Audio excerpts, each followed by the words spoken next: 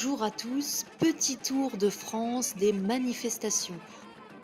Drôle d'histoire aujourd'hui mes amis, car de nombreux protagonistes sont venus se mêler à cette affaire. Tout d'abord, comme vous pouvez le voir, très peu de mobilisation, environ 100 personnes par ville. Oh, et puis tendez l'oreille, je crois qu'on entend un journaliste parler justement. Mais qu'est-ce que vous êtes venu foutre sur Terre, nom de Dieu? Vous n'avez pas honte d'exister? Ouais, c'est bien ce qui me semblait. Tandis que de l'autre côté de la rue, un passant ne semble pas partager les revendications des manifestants. Mais écoutez-le pour voir.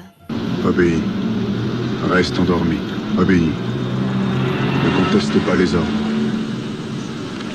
Nous avons foi en nos dirigeants et nous sommes optimistes quant à l'avenir. Nous leur faisons confiance car c'est le seul moyen de vivre en parfaite harmonie avec nous-mêmes et nos concitoyens. Un manifestant lui répond vivement. Ah non, mon cher, Maintenant que je sais que vous asseyez sur mon honneur, permettez-moi de m'asseoir sur vos conseils.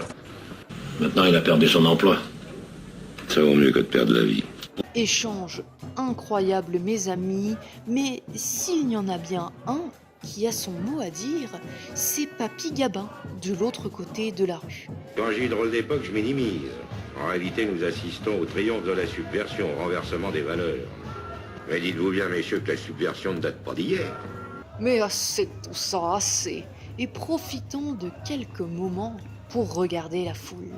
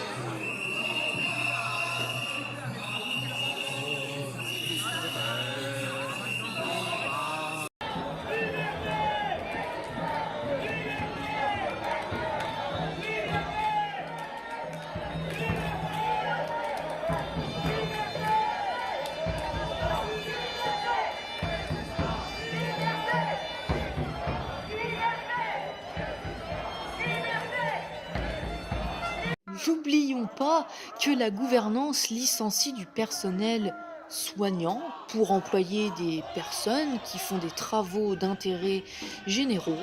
Alors, pour soigner le peuple, fermons des lits, virons du personnel de santé et puis embauchons des vigiles. La connerie à ce point-là, moi, je dis que ça devient gênant. Et enfin, pour finir, mes amis, enregistrement exclusif de Manu dans ses appartements quand il a entendu la foule dans la rue. Qu'est-ce qui se passe?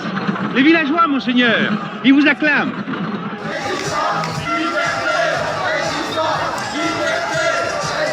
Ils m'acclament? Oui. J'aurais dû leur en prendre le triple.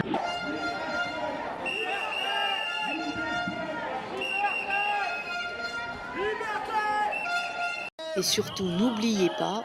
La révolution est comme une bicyclette. Quand elle n'avance pas, elle tombe. Allez, à très vite.